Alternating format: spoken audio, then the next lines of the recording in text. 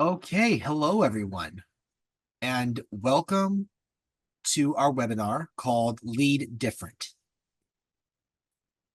supported by NEV Strategies, where we have a guest every month we bring in to learn about their leadership journey and their views on leadership.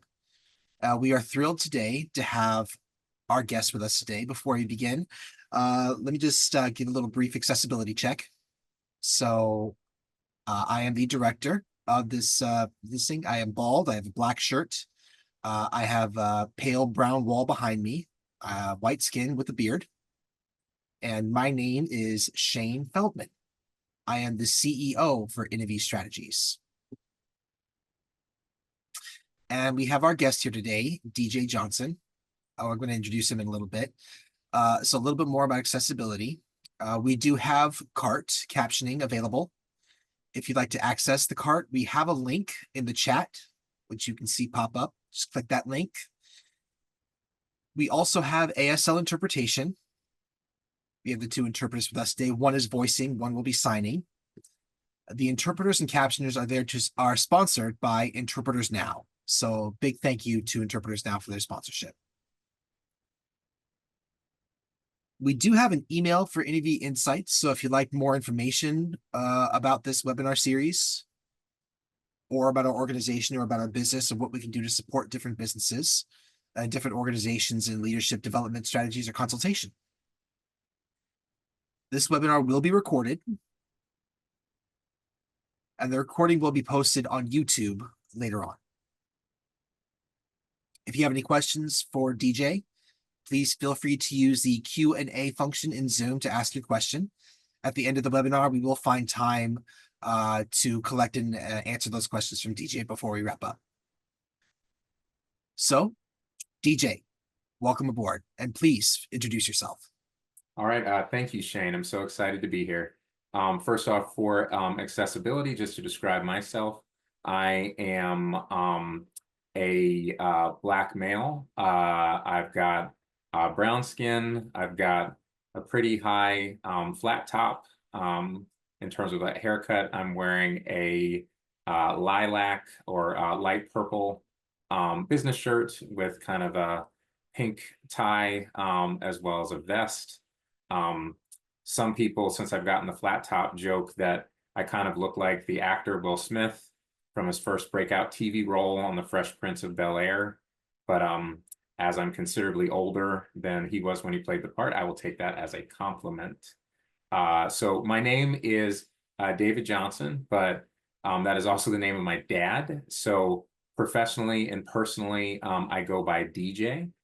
I'm as I mentioned, I'm a cisgendered Black man at the end of my mid-40s who identifies as gay. I am a senior level leader at a large medical association where I'm responsible for driving strategies related to member value and engagement through the 3 departments in my division, and then also helping to lead with my colleagues on the senior leadership team and taking direction from our board. And before we start, it's really important for me to state that one of the reasons why I'm not listing my organization directly is because I'm participating in this as a professional, personally. So any opinions or perspectives that I offer are definitely my own and not those of my employing organization.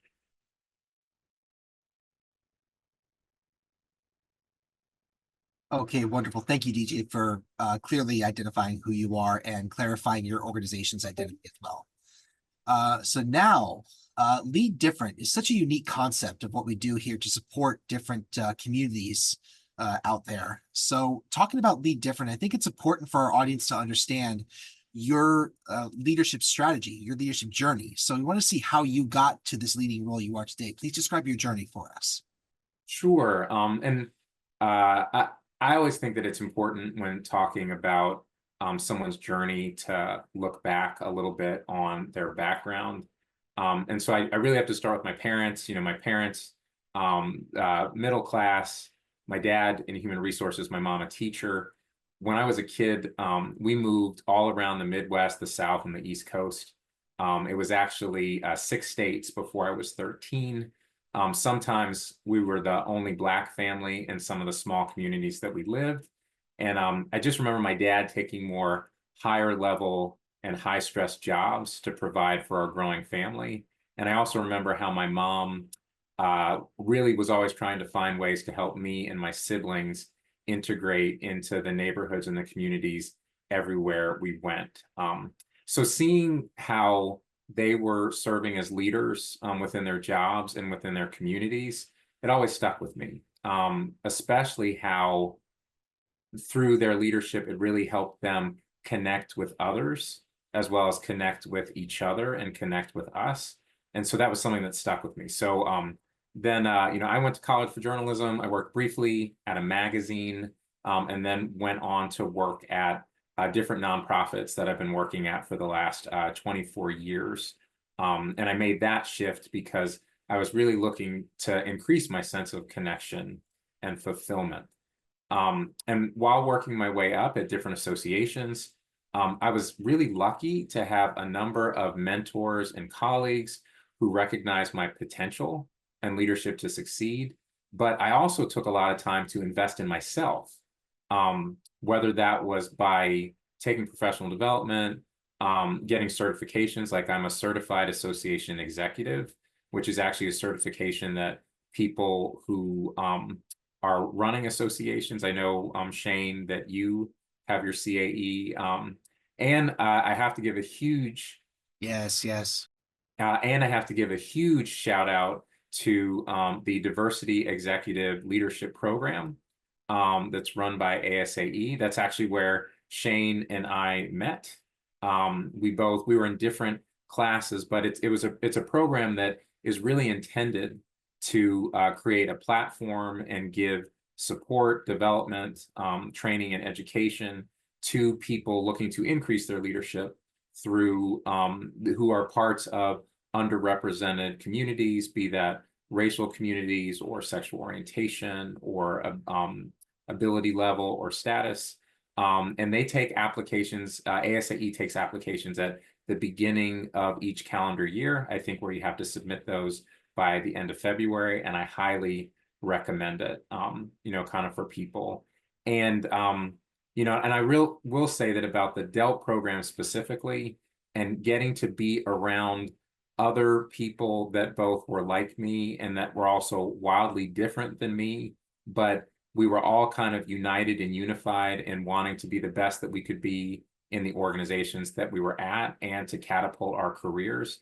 That was really inspiring and aspirational and life-changing for me. And so that was a huge part of my leadership journey.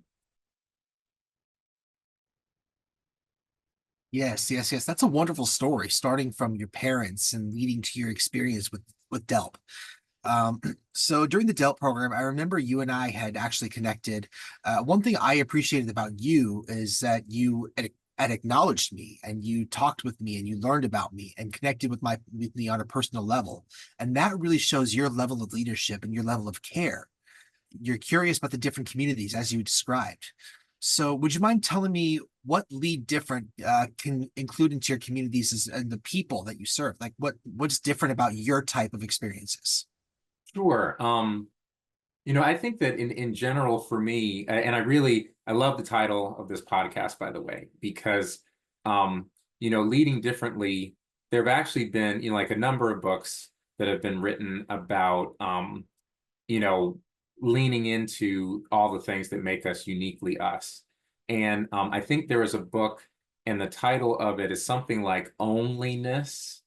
Um, and what the purpose of this, what the premise of this book is that every single experience and every single aspect that we have, whether that be our racial identities, our ability level, whether you were an only child, whether you were the middle child of eight, whatever it might be, that kind of makes you very uniquely positioned where at some point there's going to be some situation where you are going to see something differently in a way that no one else would ever be able to see it that way because of the onlyness, even if there are other people with you that have similar demographics. So to me, leading different means leaning into your own uniqueness in order to see how your own unique perspectives, relationships, approaches, and past experiences can help the organization you're with and your community. And I want to just expand a little to say, like, that's more than just seeking to emulate the strong leaders around you, which I know is important. We all, in some cases, can think of, those people that, how can I get to be like them? But I think, leading differently is really focusing on how could you have led in your own way to maybe have reached some of those similar accomplishments, of these people that you admire. Yeah, yeah, yeah. I think it's a great example of the onlyness because you're right. Every person I've ever met has such a different story and a different journey, different experiences. So that type of measure about what others have been doing, it's really kind of looking at what we like and what we're trying to emulate from each person. I think that's a powerful statement from you. So I'd like to ask a specific question. So in what way is the diversity perspective within your team while you lead or the agency previous association have had a positive impact on your decision making during a challenging situation? Sure. And one of the things that I want to point out to give context to my answer is that as you work when you first start working, depending, especially if you're more entry level or mid level, you have the opportunity often to go in really deep on, the projects and topics that you work in. Like when it comes to putting together a product or running a meeting, you may know almost every single thing that goes into like the nuts and bolts of making that meeting happen, or like creating whatever that big, like maybe product or publication or something is that you have to do. As you become a senior level leader where you're having to navigate uh, either higher level things that have never been figured out before, you've got a lot more considerations and things that all have to be kind of figured out in order to lead and give your team like a direction and an approach to go. And so for senior leaders, I feel like myself, it can be really difficult to have a deep understanding of every aspect or every opportunity or challenge that you face. And I've been very lucky that in almost all my jobs, especially as I've kind of worked out to the leadership level, I've really depended on ensuring that I do have a team with diverse perspectives and backgrounds to help me see different views, options, or information that just might not come to me naturally, or information that I didn't have, so that I know if I'm putting out questions or a potential solution, that my team is going to help me see what I'm missing. And that also, during a challenge, I know that the team will come up with many different pathways, and that helps us have a greater menu to choose from. But creating that trust within a team, I think, is not always easy, because in order to get the full strength of diverse perspectives, it's not just about having the people in the room. You have to intentionally create an environment and culture where people feel empowered and safe enough to share them. One of the examples that I really like to use is after the Challenger space shuttle disaster. NASA did a lot of kind of studying and analysis about, they have all these protocols about, how it's supposed to be that people at all levels should feel free to, if they see something, say something to, stop the launch. But as they did an analysis, they found out that there was in some ways such like a culture of maybe fear and slightly distrust, especially as you went through the hierarchies of the organization. The person who was further down was really afraid of like hitting the button or sounding the alarm to say, don't launch, because the person who was higher up who would have to say, if we scrap this, that's millions of dollars that we didn't get today. So they had not created that atmosphere that allowed anyone, even if, say it was, the person that was just setting up safety cones or something, down, like, felt empowered to say, oh, you know what, I'm at this level, but I see something that could be wrong and I want to say something.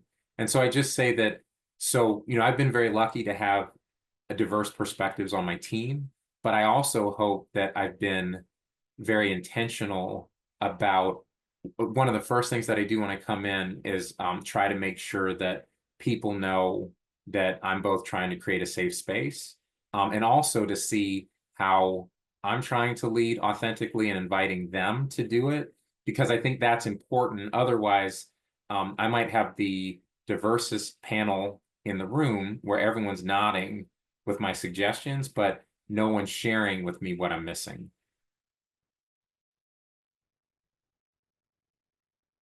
Yeah.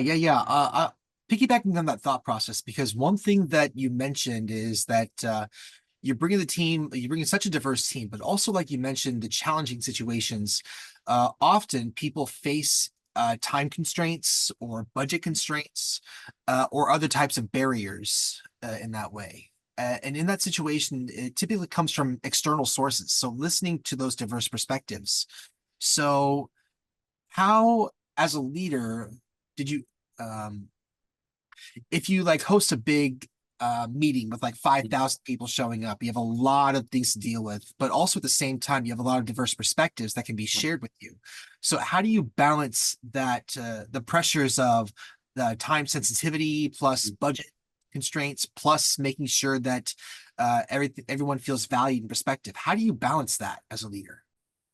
Yeah, first off, in those situations, I first try to take a lot of deep breaths, and kind of figure out how I'm feeling and where I am when approaching something like that, so that I can go in and approach, and be my best self. But, like, in terms of, I think, navigating all of those constraints, and in some cases, like, opinions and needs, first, I try to intentionally think about who and whom a certain decision impacts. So it could be something, like as simple as, you're in a session and the time is running over, and you're going to have to make a decision about, there's no way that you can get through all of the content, and either you're going to have to cut something, or you're going to allow the content to proceed, but you're going to have to cut something later, just to keep, maybe like, as a simple kind of scenario. And so then what I try to think about is, I try to think about, well, who is this going to impact? And what those implications are going to be. So maybe there is like a topic that really needs to be addressed for a group of people that I know are going to be in the room, or there's an upcoming topic that has been of critical importance to the organization or group of people that's coming up next, that so I can't, kind of cut the time.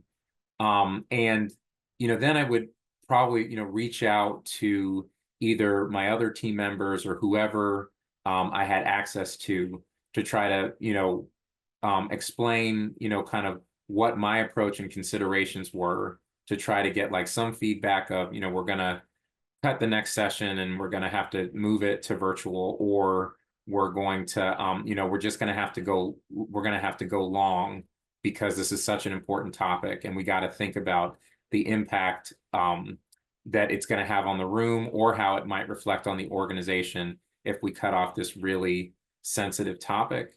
But I think, when there's both, when you're in the situation, as well as what you do after the situation, which I think can be just equally as important. And I think that, sometimes the most difficult thing about these high pressure situations is that sometimes there might not be the time, or it might not be appropriate to share the full context of everything happening. in order to whatever it was that got you to that decision. But having your team or explaining and focusing on, kind of what was like the overall goal or like the mission or the main focus that was happening, for that decision.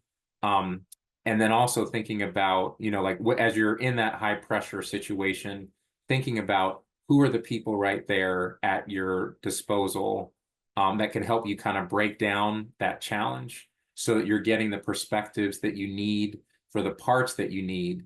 But then, and this is what I meant about after, but afterwards, I think the most important thing is you're going to potentially figure out or realize people who were not invited that maybe should have been, or perspectives that could have helped you either approach it differently so that you didn't end up in that problem in the first place, or that you could have gotten to a different solution if it didn't go well with the choice that you made.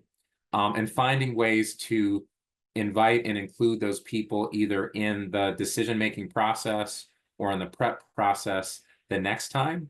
But then also at the same time, and I think this is one of the real things about intentional leadership, you have to find a way to acknowledge that maybe they weren't there initially, and to work to repair that from the beginning. Like that's one of the main parts of intentional leadership that I think sometimes people can miss. They just think, oh, it's great, now I've got everyone here that I need.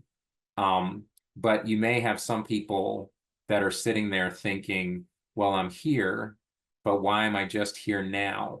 Or am I really, am I really here getting, kind of like the full, access that maybe others have had? So I think I realize I took that in a lot of different directions. Did that answer the question, Shane? No, actually, I really like that you went that way. There was a few thoughts that were shared. First of all, I like your approach of your leadership going in and asking yourself, is everyone who has a part of this decision here at the moment? If not, then include people who would think. So I think it's important to go into every situation with that mindset. I think it's wonderful to have that intentional leadership right there. Also, you mentioned that one thing I liked is, am I here? Am I present? And am I attentive to what's important right now? Mm-hmm. So I wanted to ask you about that. What does I am here mean to you, and how are you able to arrive at the situation to being here? Before you answer that, I want our audience to know that we are actually getting close to time. And if you have any questions for DJ, please feel free to post them in the chat, and we're able to ask them at the end. So, DJ, if you don't mind, explaining what you mean by I am here, and how you're able to do that for everyone. Sure, because this also relates to for anyone that is looking to work their way up to higher level leadership. And I think we're actually seeing a lot of this on display as we watch, the different candidates vying for, president of the United States. Is that, a huge part of leadership, and especially higher level leadership, is you're going to be put in unexpected situations that even if you were 100% prepared, that you just didn't expect every day. So, and we are human beings that have natural reactions, the fight or flight, the fear, the things that kind of impact us personally about how we feel about things. And I think one of the things that you see about really effective leaders, it's not that we're robots. It's not that we turn off like those feelings or those reactions, but being aware of them and being able to move on helps you remove maybe some of the distraction or some of the control. So, I'm just using meetings as an example. Say you have a meeting where your biggest marquee keynote person just doesn't show up, just isn't, or is late, isn't there. You don't know what the situation is. There are a lot of people, I think, that sometimes would get stuck in, I can't believe this is happening, to think about all the steps of what they had put in to avoid this. to think about, what narrative that they're going to build to kind of maybe explain why this isn't their fault. None of that is really helping you in the moment. That is your mind saying, I am in danger, dealing with that fear. And so so for me, being present is recognizing that so that you can move beyond it. And also maybe even sometimes recognizing that maybe it is something that you're so impacted by that you do need to turn to your next level of leadership and say, look, we're trying to solve and get to this. I am just so rattled by this right now. I need help getting back in, kind of to a better space to deal with this. And so that's what I mean about like being present and refocusing yourself on what it is you're trying to accomplish. Yes, yes, yes. I think you identified a key part of leadership right there is self-awareness, Yes. self humility as well. So just making sure that you're aware that even though you're a leader, things can go so far out of control. And the last thing you want to do that you need to do is control your emotions and how you approach that and how you approach people. So I agree with you. I've seen a lot of times where anger and emotion is brought out in others, and it's like, what kind of impact did that have on them? And how do you control your thoughts and emotions in that situation? So how do you do that? In that and I'll say this is one of the great things also about working for associations and mission-driven organizations. I always try to come back to the why of what is it that I'm trying to accomplish and what is it that I'm there, and use that as kind of like the direction to drive, what and where, like I'm going to. And, and a big piece of both self-awareness and mindfulness is, not trying to say that what you are feeling is wrong. You are feeling that way for a reason. But I really love the quote that, it talks about how we all contain the multitudes, which means that, whatever that feeling that you might be having, anger, frustration, kind of like fear or whatever it might be, to recognize this is only one thing I'm feeling. Let me try to also focus on the other things like the responsibility or the commitment to the mission, or the feeling of urgency of, okay, I know a decision needs to be made now. And I think, that can be really important to help you redirect in those situations, because those crisis situations often are the things that really can show true strength of leadership. And in a lot of ways, I know, especially in a number of my past jobs, those were some of the things that helped kind of shape my career and show what I could do.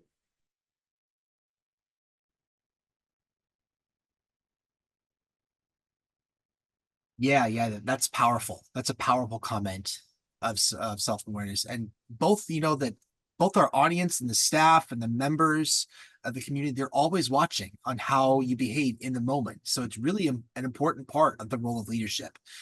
So DJ, thank you so much for your time and for meeting with us today and talking about your vision of leadership and uh, really what you do. Really, we totally appreciate your time. Thank you so much.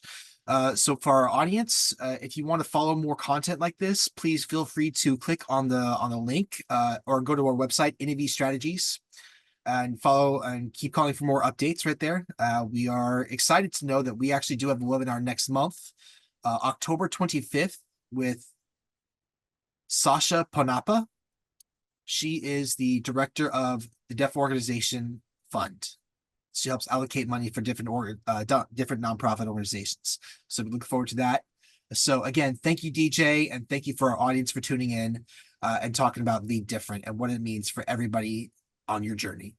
All right. And I really want to say thank you, Shane, for making a space to create visibility. And that was one of the things that I just always really admired when we first met in the DELP program, that you were always trying to find a way to kind of make more spaces, not just for people like you, but for people that, had struggles that the organization hadn't even recognized yet. And I think sessions like this go a lot farther in terms of giving that level of visibility. So thank you. Likewise, I remember well when you approached me. I remember he had that good rapport with each other, DJ. Thank you. So everyone, thank you for tuning in, and we'll see you next time. Have a great weekend.